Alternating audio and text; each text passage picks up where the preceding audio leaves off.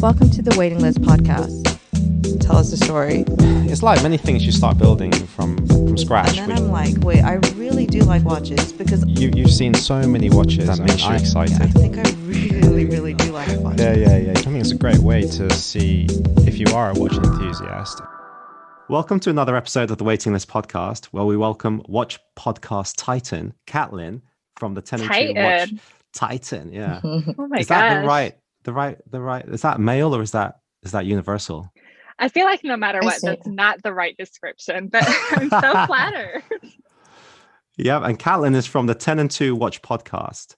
As usual, I'm joined by the recently deafening Long Ton and the voice serenading Jacqueline. Although today, Jacqueline has completely lost her voice, so she is here but on mute. But anyway, welcome Katlen to the show.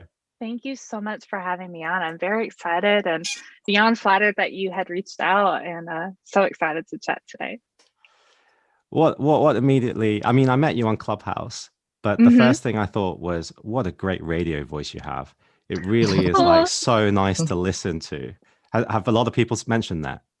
No, and I feel sorry for anybody who listens to my voice. I don't know if you guys feel the same way, but like I hate hearing the sound of my own voice. Not Dad. Dad loves himself. But yeah, I totally understand. Like even when you re-listen to like a little bit, you're like, oh no, I can't listen to this. But Dad's like replay. Yeah, so the Waiting List podcast is full of narcissists. So I love listening to my own voice, and Long likes looking at her own photos all the time. Yeah, like my screen is just me. Like you guys are not even there. I totally understand that part for sure. But the voice thing, you're so kind. Like thank you.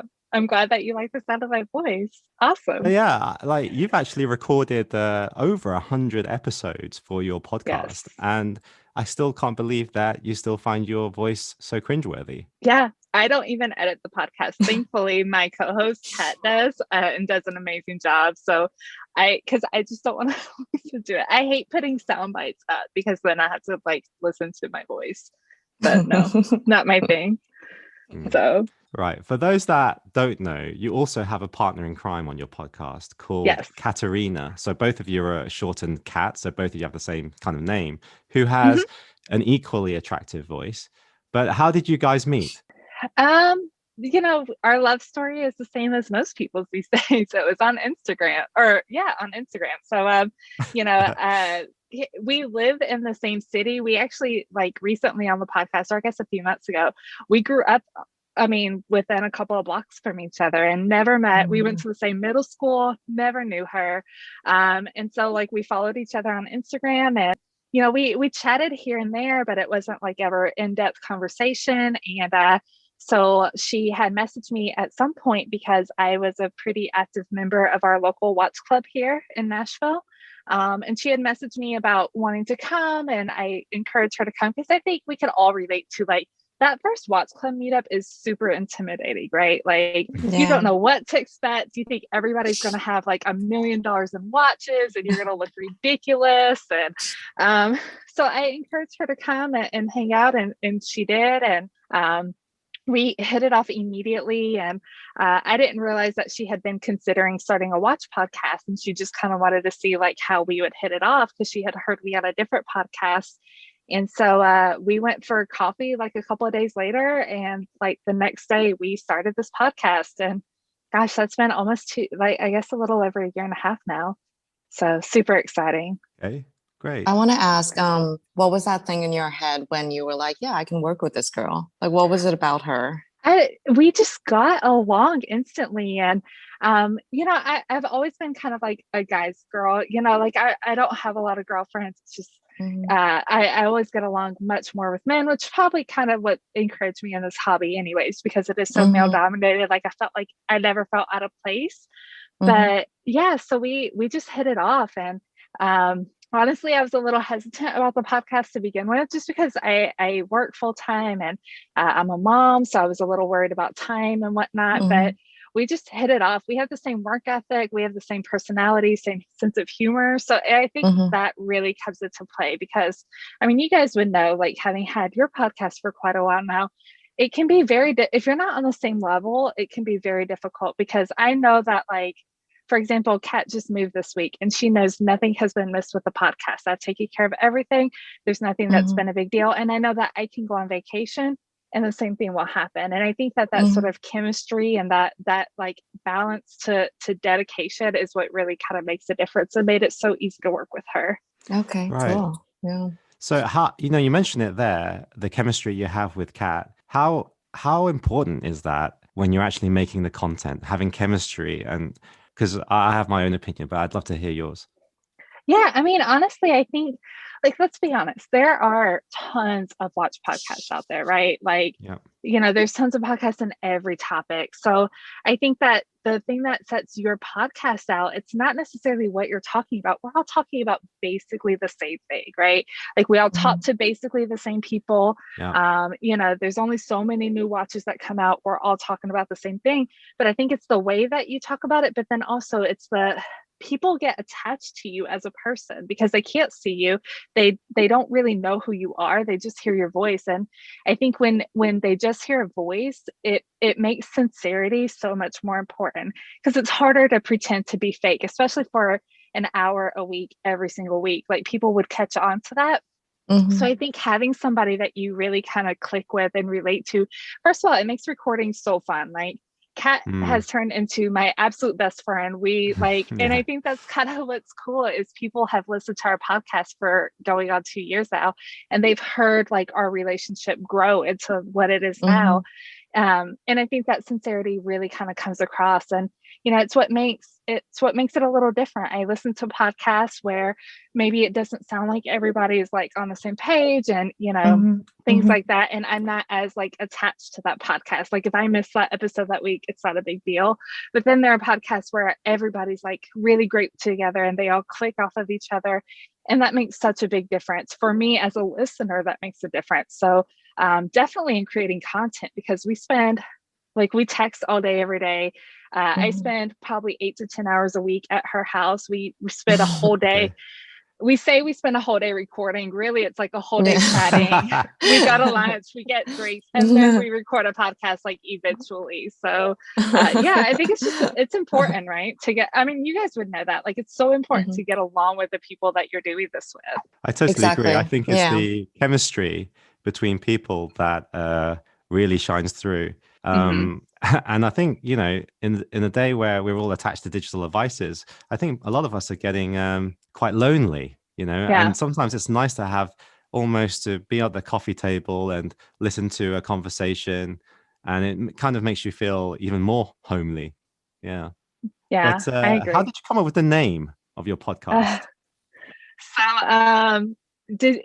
First of all, did you guys have a hard time coming up with a name? Well, not at all, right? Not at all, because because it actually is the origin story of okay. Of so us. You guys were sitting on a waiting list somewhere. Yeah, we thought the waiting list kind of sounded cool, like collected man. No. Actually, what happened was this. I'll just briefly tell you. So we were in Hong Kong. Well, I was stuck in Hong Kong when I was supposed to spend 2 weeks there for Chinese New Year, and I ended up spending half a year there. But while I was there, I met up with a few collectors, and because of social distancing, we were limited to 4 people. Those people were myself, Lang, Chester, and Alex. And during that time, things were also closing very early. So we were getting kicked out from here and just like a bunch of teenagers, really, that have no self-control.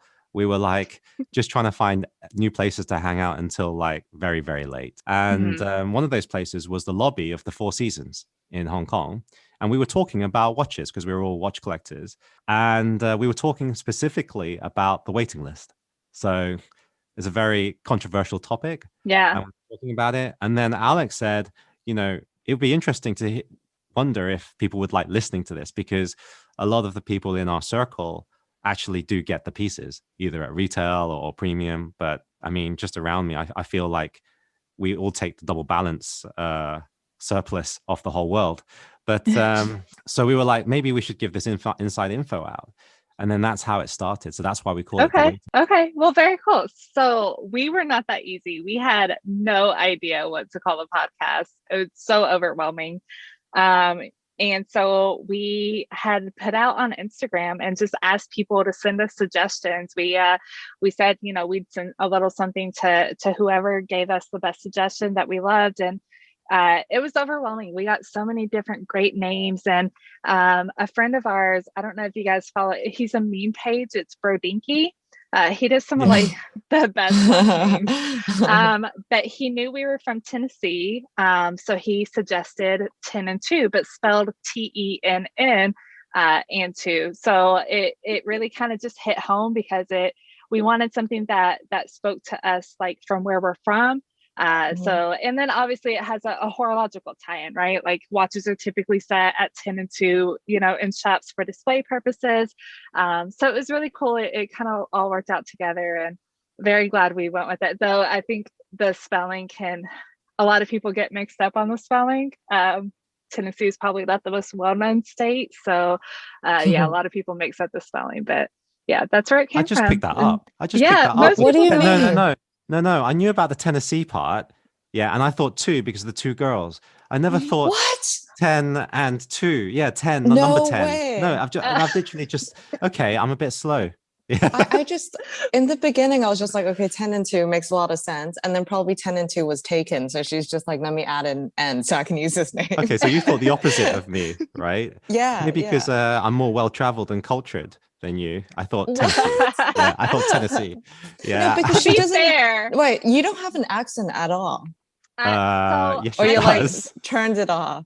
It comes and goes. I try and like downplay it a lot. If I'm really tired or if I've had a few drinks, it definitely comes out. But I'm also more like Nashville's very city in the grand scheme of things for Tennessee. But yeah, But to be fair, Tenn and Two was actually taken on Instagram, so I guess it worked out pretty well. All right. Did you guys do the Instagram first then?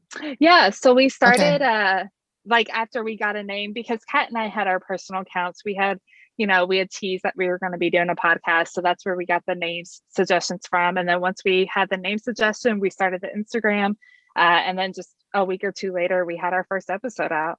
It was all very fast in the grand scheme of things. So that's really cool. I was going to say Long Long has that same problem because she also hides her Singlish accent out. It does come out I'm sure.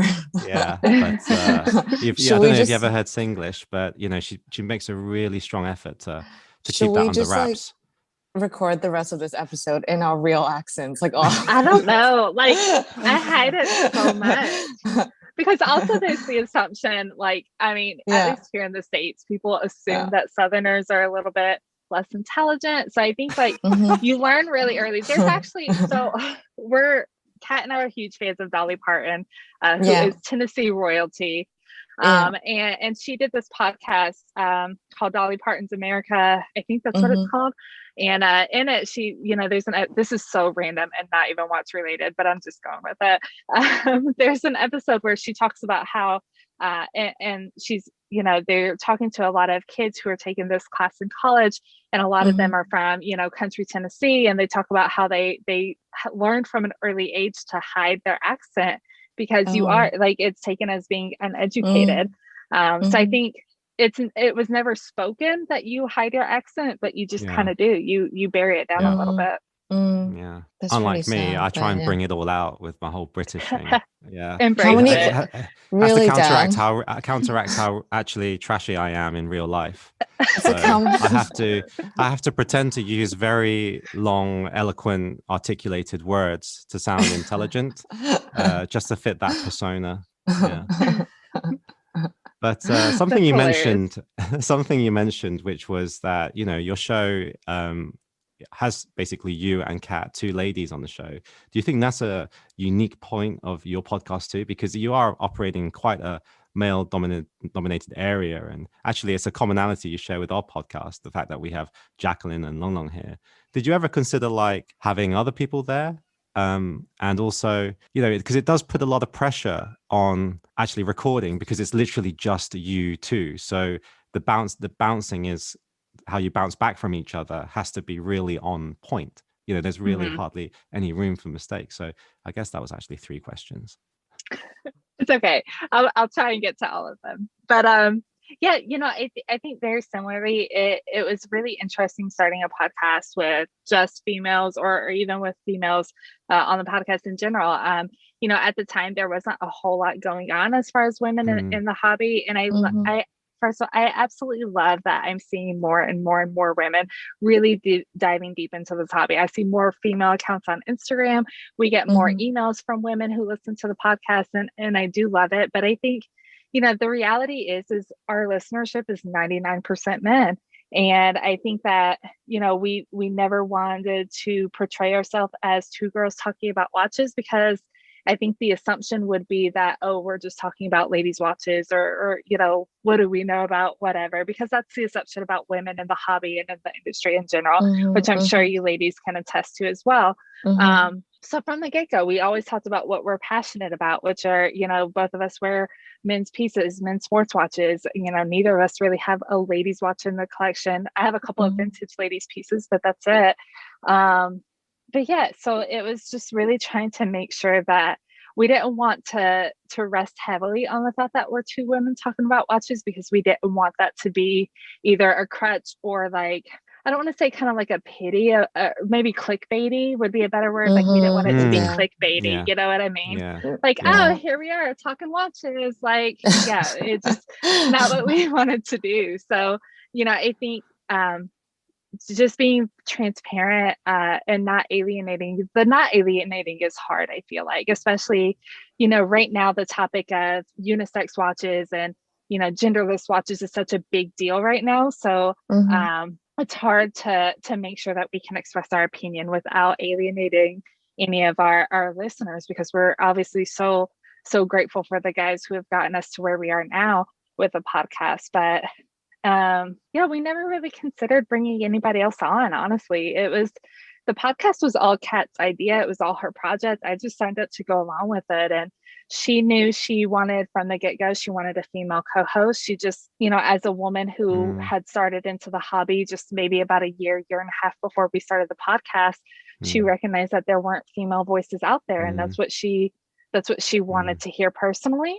So we just never really considered bringing anybody else on. We do interviews here and there, or like maybe we'll have a guest just chat. We have a lot of friends in this hobby, so we'll have somebody on and we'll just like have a discussion, the 3 of us. It can be hard. Like I think that was the first 2.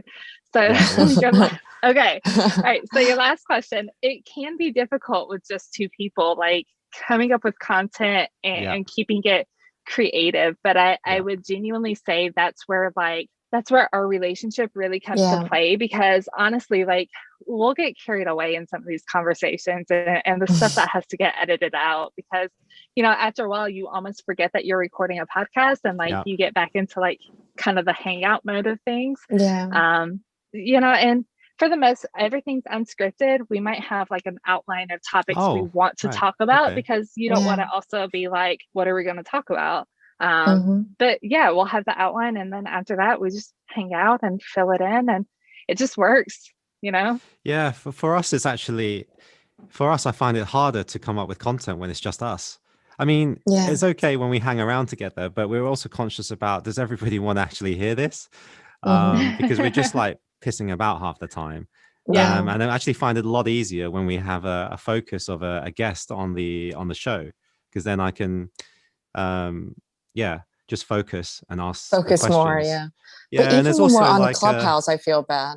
I'm just like, I'm wasting people's time. Like people tuning in, they have better things to do, and we're just laughing.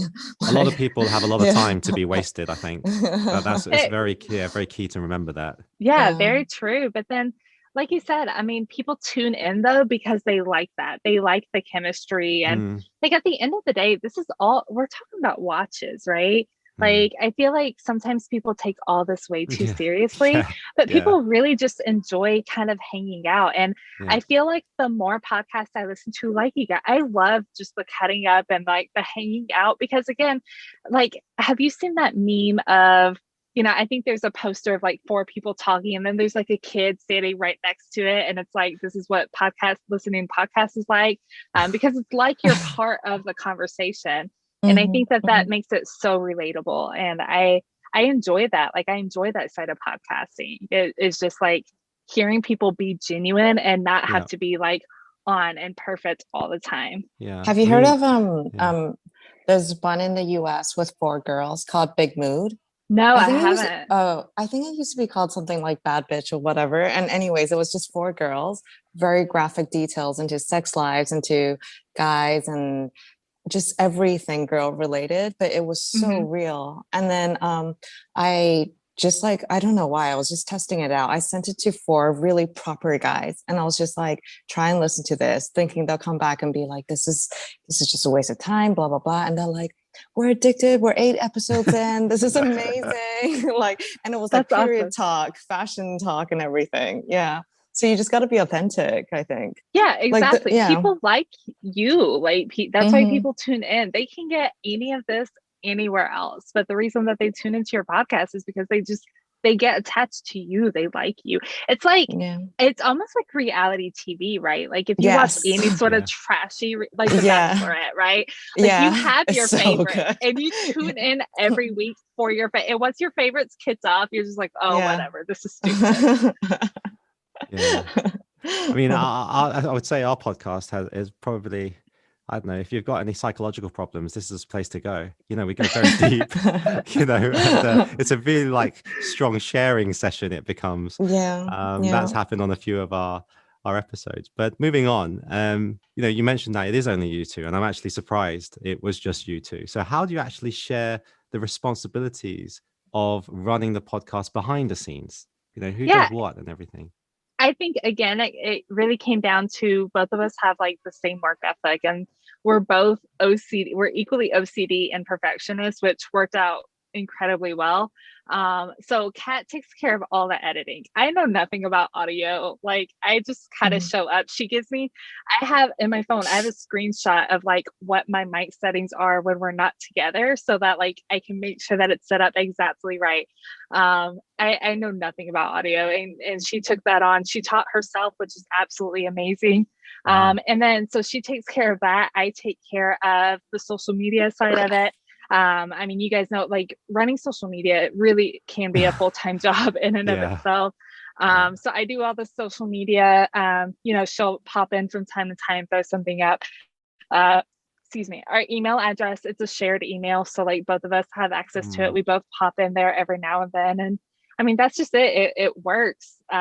If I miss something, if I miss an email, she sees it. And, it's nice because if one of us, forgets something or whatever, there's always the other person to remind us. And also shared like Google Drives and Google Calendars are a lifesaver. It's the only reason we keep up with things, I feel like. Wow. So you guys really are super, super tight. Like the way you have this chemistry, and even on that translates into your workflow. It's quite, it's totally amazing how I honestly thought that there was more people behind the scenes. So it's amazing it's an example of what people can achieve if they really work and put their mind to it, right? Yeah, exactly. I want to know, if you don't mind sharing, you mentioned you have a full-time job, right? So which industry are you in? I'm actually in watches. I do retail. Okay. Literally my whole life is watches now. It's absolutely crazy. But yeah, I just do retail and watches. Okay. Because I was just wondering whether any of what you do during the day, like kind of like can be incorporated into the podcast. Okay. It's really cool. I mean, I do really, like, I'm very particular, and I was hesitant to start like the podcast in general, because I don't ever want people to assume that I use my social media. I use anything for work, because I don't. Like, if you get on my Instagram, you'll never see where I work. You'll never hear me promote where I work. I don't talk about it. It's, in the States, we have separation of church and state. And that's just kind of how I live a lot of my life. Like, my job is my job. That's a whole other thing. I don't use my, I don't need my social media or need the podcast for work. And I don't, I do work on the podcast on my lunch breaks and everything else. And it all just works out. I don't know. It's a lot for two people. I will say, like, if anybody's thinking about starting a podcast, just know it's work. Yeah, it's a lot of work. 100% agree with that. Yeah. So what have you thought has been the most challenging part of running the podcast? Ooh, because you're making it sound easy, and then you're coming out. It's It's actually really hard. It's not. It really isn't. I think time management, and I think Kat would even agree. It's really hard when you have just two people doing everything. Audio, website, everything else. It definitely can be very taxing. It's a full-time job in all reality. Mm-hmm. And I'm not complaining. I absolutely love it. But it's a lot of work. And then when you have a full-time job and then you're trying to balance, your family life or seeing people, like having some sort of social life, even during, pandemic, but especially before the pandemic, it can be very hard and very taxing. And I think, again, that's where like having people that you work really well together, that's where it really matters, because like I know that I can just go on a rant with Kat any time of day, and like she's got it. It's no worries, anything like that. I can check out if I need to, and she's got it taken care of. But I think just trying to balance everything has been probably the most difficult thing about it. Do people recognize your voice sometimes? Yes. Or like it's even so people weird.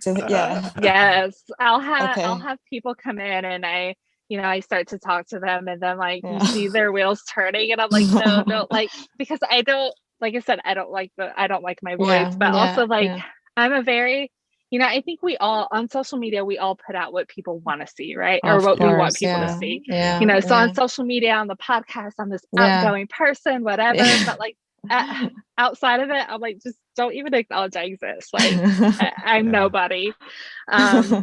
So it's always so embarrassing and a little uncomfortable.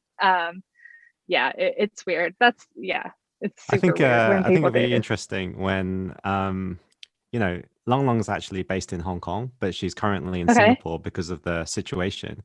But it could be a whole year before she returns to Hong Kong. And Jacqueline is actually now based in Vancouver, but she also needs to come back to China and Hong Kong, probably via Hong Kong. But it'd be so interesting, Long Long, if you go back and then suddenly people know your voice. People start recognizing you because suddenly that whole year of growth on the podcast, people come up to you, oh, you're Long Long, and you will have that whole like fanfare. Dude, but it's like, I can imagine it'll be so bad because Kat, I totally relate to what you're saying. Like, it feels like you have a different persona online, and then when you in real life, you're just like, please don't look at me, like I don't exist. Like that's how I feel as well. I just want to like go to the corner of the room and be like, hopefully no one knows me. With her breadsticks. Yeah. I will totally go to the corner with breadsticks.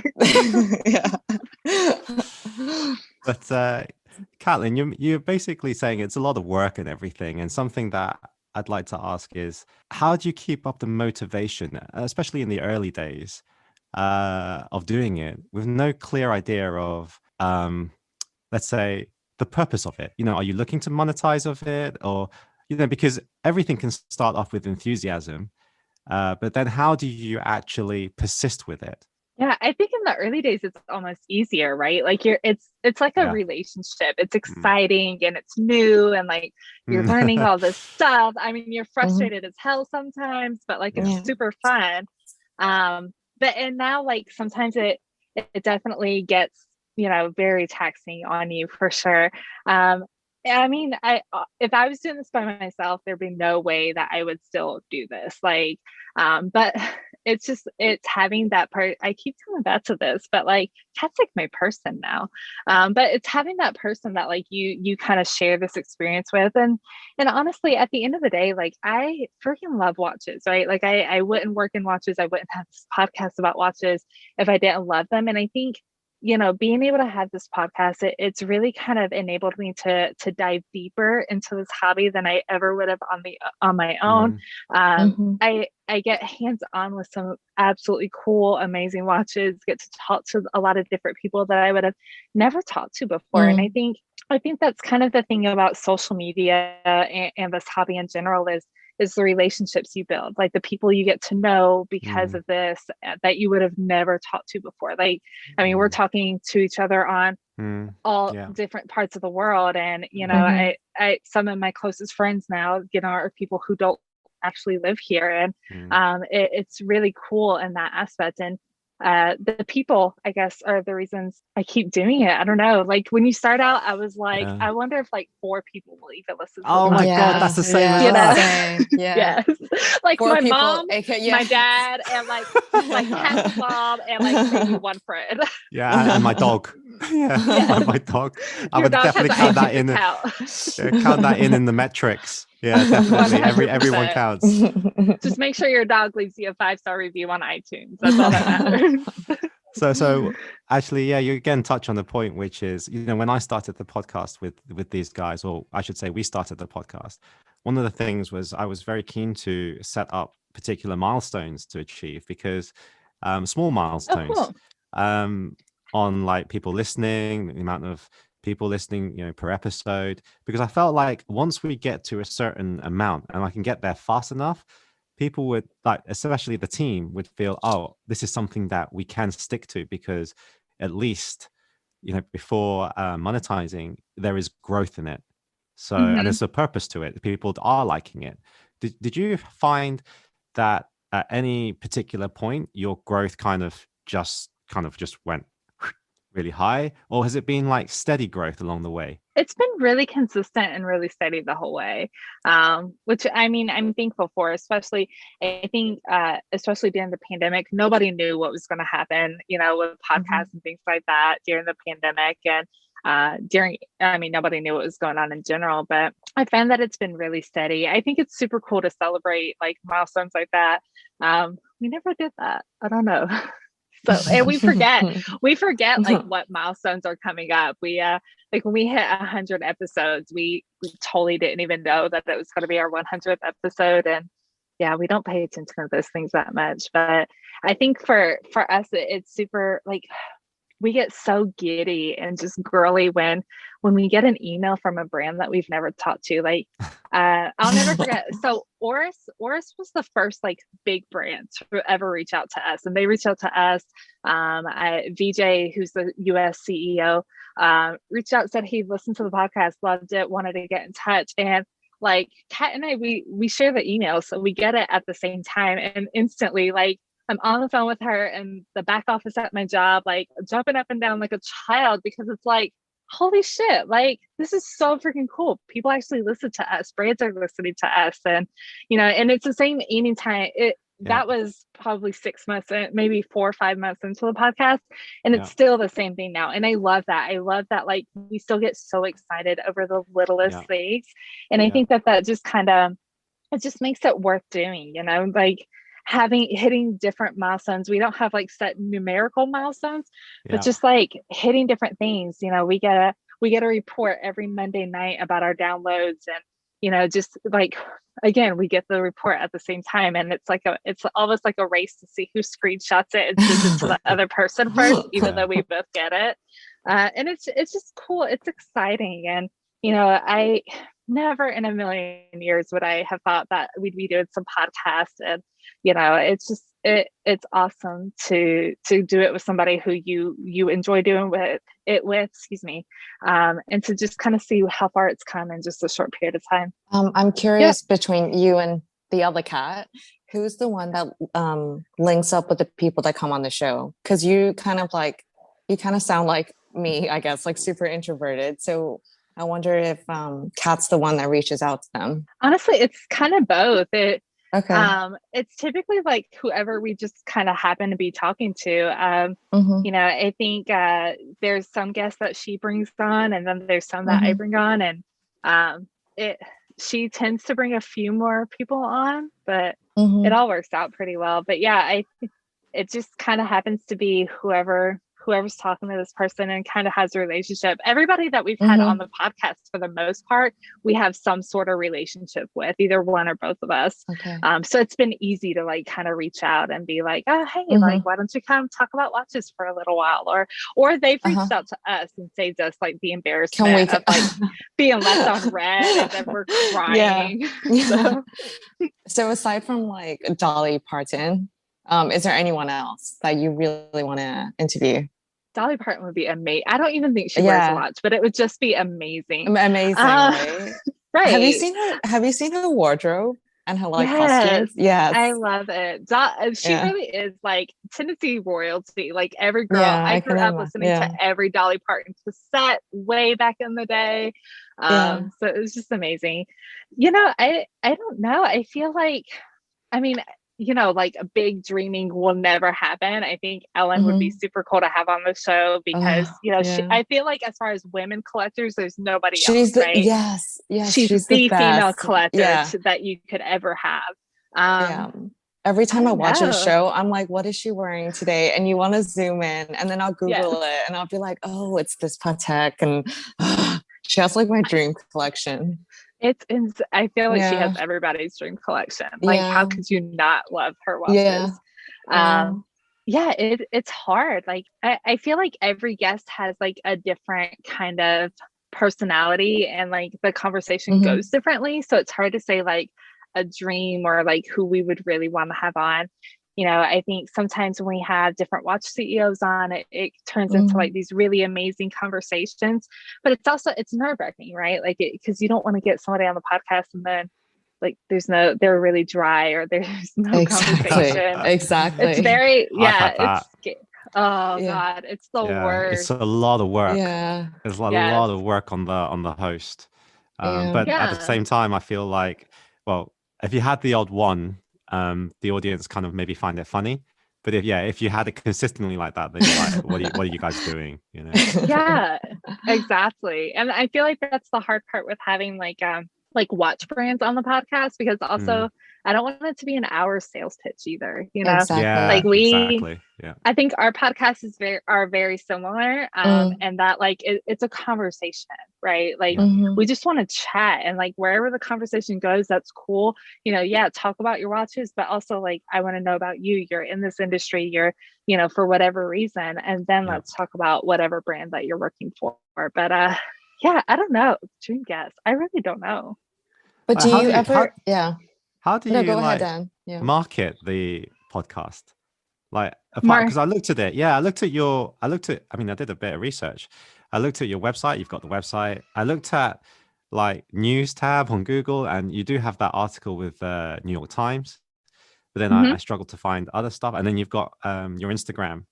And then you're also on YouTube. So is that all you do? Like, is that all?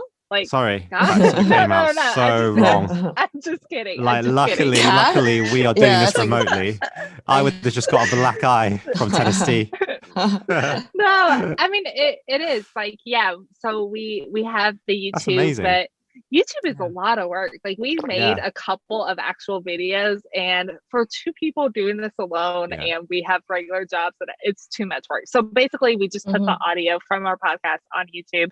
You know, we do have some plans to do some different things with YouTube here in the next couple of weeks. And I'm super excited to start those. But I mean, it's just, other than that, it's just Instagram and the website. We were featured in a New York Times article last year about like watch podcasts, which was so cool to like have our name like next to Hodinkee and Warner Wow. And I was like, okay, like we made it.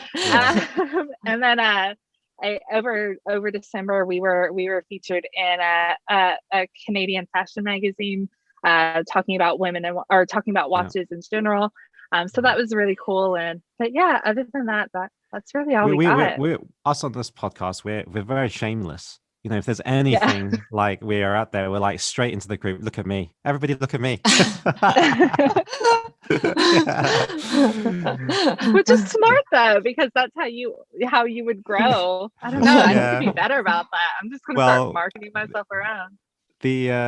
the messages and the emails from the listeners is always super special in terms of motivating you to do more. And I don't know if Yeah. you find this as well, that the feedback you get from the podcast, like honestly, people can write essays compared to the Instagram interaction, which is like fire, fire, fire, Fire. or like a Yeah. bomb, bomb, bomb, or like my bro or something like Yeah, that. nice shot, bro. Yeah, nice shot, bro. You know, like awesome. You know, just one word. People really get attached, and they really write. And I'm super grateful for them to taking the time to write so much.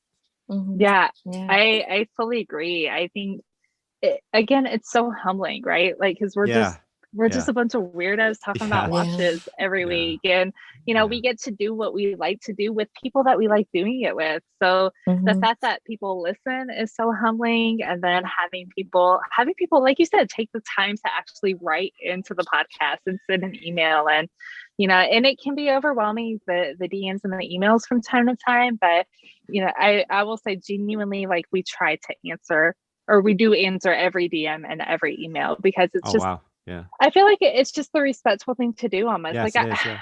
I remember being Mm. so, before the podcast, or even I think we had the podcast, but it was just starting. I remember the day Hodinky followed me. I remember when Fratello Watches followed me, because I thought it was so cool. Like, I was like, hell yeah, these guys are following me. What? They know I exist. And so, like, I feel like people love that, and I remember that feeling, and I think that it's really important to engage with people, because we're so fortunate to do what we do. And I mean, I don't know why people listen to us, but they do, and more power to them, and I hope they continue to do it. And people just love having that interaction. And we get a lot of comments about how engaging we are, like through social media and stuff like that. And I don't really ever want to lose that. I think maybe that's that kind of like small town country feel to it. But like, I don't want to, I always want to be able to engage and talk to people and answer people. It might take me a few days to like get to it. But I really enjoy just kind of having conversations, and hoping, that being said, like the people who just want to like have like nonstop conversation, it can be a little overwhelming from time to time. Yeah. Or Because I have a job. Or those people that get annoyed because you didn't reply in like 2 minutes. You get those. Man. Yeah, right. Man, those like, too, right? yeah, so terrible. Guys, give us a minute, all right? We got stuff to do. Yeah. Yeah. I noticed that I don't know if it's a recent thing, but in at least your last 2-3 episodes, you're now sponsored by Hodinky. Is that how you aim to monetize the podcast? And how did that come about? Yes. So I guess like late last year, we started doing advertisements on the podcast. Not to be clear, neither of us plan on getting rich anytime soon. But like I said, like realistically, between recording and editing, each episode probably is at least 6 to 8 hours of time. Plus there's social media, there's all these things that go into it. So like I feel like people are very skeptical about the whole like, oh, they're getting paid sort of thing. But it is a job still for us, even though we love what we do. It is a job, and we don't ask people to pay us. We don't ask for listeners to pay us. We don't ask for money from anybody. But also I feel like it's kind of like a feather in your cap that, like your content is good and people listen to it and brands listen to it, or, different advertisers really respect that. And so, the sponsorship started with like a jeweler that we work with. And then, it's grown into, we've had a couple watch brands do some sponsorships, and Hodinky Insurance, they actually reached out to us about doing it. So we were very excited about that. And, like I said, it's kind of, it's almost like it's a validation. Like, yeah, like we work hard, and people acknowledge that, and people recognize that. I mean, it's like you said, it is a job. And the thing is, you won't do it permanently because of the amount of time it takes if you're not getting something back. Like you said, you're not aiming to be the next Bill Gates, but you need to have something to reward your efforts, right?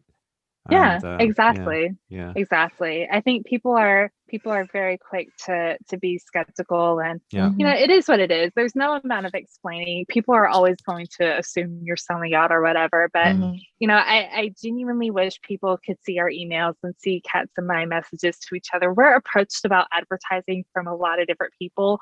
We only will work with people that we support, like that we personally talk about, that we personally, you know, use their products or support their products, because no matter what, we do still want, like when we go to bed at night, we want that integrity, and that's what matters to us. And you know, if people believe that, then that's awesome. But if not, whatever, it is what it is. Talking about the amount of time you're investing, I've noticed that, you know, you're quite on Clubhouse. You know, you see you on there quite regularly, listening in. In fact, you know, like I said, mentioned before, that's how we met. How do you see that platform evolving? And, you know, do you see yourself, or can you find a way of leveraging it for your podcast or for whatever you're doing? Yeah, I think Clubhouse is interesting, right? Like you have a little bit of everyone. I think it's still too new to really kind of say if it's going to really catch on or not. And I personally, I've seen it kind of fizzle down, I think, in the last 2 weeks from what it was like 4 weeks ago, right? When everybody started getting on it. But I think it's really neat because I like the interaction. I think, you know, one thing about podcasts is obviously people can't interact with you, but being able to interact with people through Clubhouse is pretty nice. I think maybe if it were to open up and not necessarily be iPhone only users, I think if it was more inclusive, which I'm sure it will be, right? Like tons of apps start as either Android or iPhone only, and then they evolve over time. I mean, I remember when Facebook required a college ID and I was a senior in high school, so I had to wait a whole year to get on Facebook. But yeah, I think it'll evolve. I'm loving seeing watch brands pop in, and I think that's a really cool thing about Clubhouse. And even if we can say there was an upside to the pandemic, I say that very loosely, right? But if there was anything positive that came out of it in the watch industry, is you saw brands that historically like weren't very like interactive. You saw them using social media in ways that you never saw them before, right? The Instagram lives, things like that. Like brands realized that they needed to start interacting with people. And I think that that's kind of transferred into Clubhouse. Like I love being in a Clubhouse chat and freaking Edward from Moser pops in randomly, and you know, you can see that these brands are really listening to what's going on. And I think it's smart of them to take advantage of that and to take advantage of the audience. I know IWC does a weekly podcast or a weekly Clubhouse meetup. And I think that's great to have people on and to be able to chat about different topics, not even just necessarily like their watches, but watches in general. So I think from a consumer level, I think it can only lead to good things as long as brands are really paying attention. I don't know really that we'll use Clubhouse, right? Like as a podcast. I think we do what we do very well. And Clubhouse is just something different to do. It's not, I don't see them really kind of interlocking very well. Again, mostly because only certain people can be on it for in a few months. Live. Yeah. You have to, you know, podcasts, you can pick like when you want to listen to it. You can even put it back, you know, if you've missed it. The Clubhouse, I feel, is quite a good way to engage your listeners, because that's something that we can't do on podcasting. Right. But yeah, maybe it's that. But I agree with you. Right now, it's too early to pigeonhole what Clubhouse will be and how will people use it. I also have doubts whether, again, you know, if you do your podcast on there and you don't record it, you're not going to reach the audience, I feel. So there's that issue. But then also, if you do the podcast and people come in and listen, well, why would they then listen to the podcast? Right. So, yeah, exactly. So it has to be something different in my mind. Long. You know how you and Kat kind of just go off tangent and start talking about other things, like when you pre-edit the episode, right? Yeah. So would you and Kat consider just talking about other topics on the Clubhouse, or even starting another podcast that just is completely non-watch related? Probably not another podcast, because nobody's got time for that. But maybe in Clubhouse for sure. Honestly, I'm still kind of like dipping my toes in it. I popped into a lot of chats, right? Like, because I'll listen to it like while I'm driving or whatever, and just kind of like hang in. I don't chat in a lot of the chats. Tonight I actually hosted a chat for the first time, and that was like kind of weird and different. But yeah, I don't know. I don't know. We've talked about like popping in a clubhouse now and then, and it might be some. So Kat just moved this last like week, so the last 2 weeks of her life has been hectic. So it's something that we'll probably kind of talk about a little bit more, maybe. But I don't know. We'll see where it goes. I'm not ruling Clubhouse out as a platform. I think it definitely has great purposes and great uses. But I think it definitely fills a void too. Like right now, people can't do watch meetups, and Zoom calls can be a little bit, hit and miss with a lot of watch groups. And Clubhouse is kind of the way you can talk to people all over the world, all at the same time. We all follow each other on Instagram, and now we can just kind of pop in, and I hear people's voices that I've never heard in my life. So, okay. Well, this is my final question of this interview. And it is related still to Clubhouse. There's been much talk recently, with the Watch Fam initiative on Clubhouse about, working on increasing female presence within the industry, or whether it's being a collector. What's your take on it? Do you feel like as a female consumer, you're heard? And are you happy with the service and product offerings available as a female consumer? No, definitely not. But I mean, I feel like it's changing, right? And like, we can't expect it to happen overnight. I think our experiences as far as like being in the industry, Kat and my experience is different than women who were in the industry 10 years ago. A lot of women who've been in the industry longer, talk about some discrimination and things like that Kat and I haven't experienced. And I'm so grateful for that. That means that they paved the way. They've like done the hard work so that women in the industry don't have to experience it as much. But as a hobbyist and as a woman, who collects watches, like the marketing I have problems with. I think that, the same watch should be marketed to whoever wants to wear it. I know as a collector, I know that I can go on a brand's website and I'm not going to search women's watches because I'm not going to want anything. But most women getting into the hobby, that sounds awful, but it's mostly true. But most women who are getting into this hobby don't know that. They don't know that there's like this whole other world. And, even when I go shopping, I wear all men's watches. Like I'll wear my Planet Ocean or my Moon watch, and I'll go shopping and want to look at watches, and some salesperson will take me to like this little dark corner of the store to look at ladies' watches. And I'm like, that's not what I want. Like I think so much of it comes to, maybe even the sales stuff. I think that's where something can change.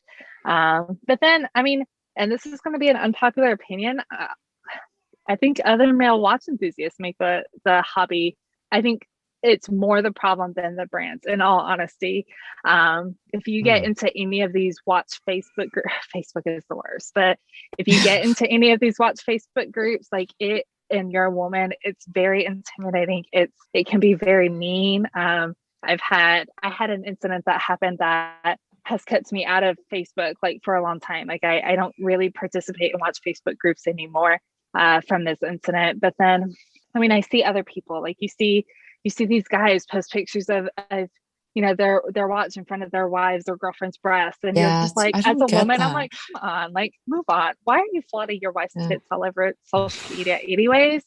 But then like, a lot of women don't like that. It seems like a guy's club, and it's very intimidating for women. So I think if men want more women into the hobby, you need to be more welcoming to women when they try and join the hobby.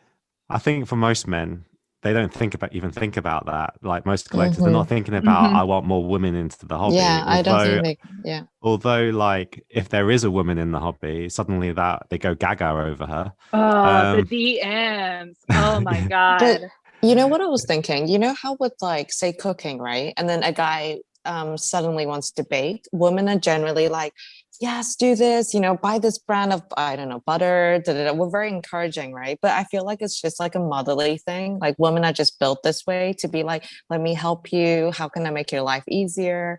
With guys, I don't think they deliberately give you a hard time. Like, it's not like they're like, I don't want you to have like get into this hobby, but it's more, I think they feel threatened. I know a lot of guys are going to kill me, but I feel like because they don't know. Yeah, because a woman coming into this means they have to behave a certain way. So they have to like, okay, maybe rein back on their really dirty jokes or whatever, and it just makes them feel uncomfortable. I think it's the same for women. How women interact with each other in a group of women, and how men interact, in a group of men, is very different to how they interact with each other alone as well. So it's like you have this testosterone fueled environment where guys feel they have to. I think it's all to do with the alpha male thing. They have to kind of prove themselves as being the person that one is a very eligible bachelor, because I've got the best watch. I can afford it, and I've got the girls. Certainly, I feel what I find funny is, well, shouldn't say funny. I find very interesting to observe is when you, Long Long, come into a group. I love to see the group dynamic then, because the money doesn't work anymore. Even the watch knowledge doesn't work on you anymore. So suddenly you see a lot of men who are lost. They don't know how to behave. And I think, if anything, that's a great way of, you have to go toe to toe with men sometimes, rather than, because men, you can talk about a lot of stuff, but it doesn't really have an effect on. No, so with Kat's experience of Facebook, I'm assuming it was quite a nasty comment, right? So there's like an in-depth conversation back and forth that I was then blocked out of about sexually assaulting me. It was really like, I can deal with like some shade being thrown. You want to be an asshole, whatever, like go live your miserable life. But that was a little bit of it was not a fun experience. So it's kind of kept me out of Facebook groups for a while. But but I find like, honestly, so much of it winds up being a sexual thing. Like, even like that was an extreme. And I mean, I hope like most women never have to go through that in a Facebook group or anything.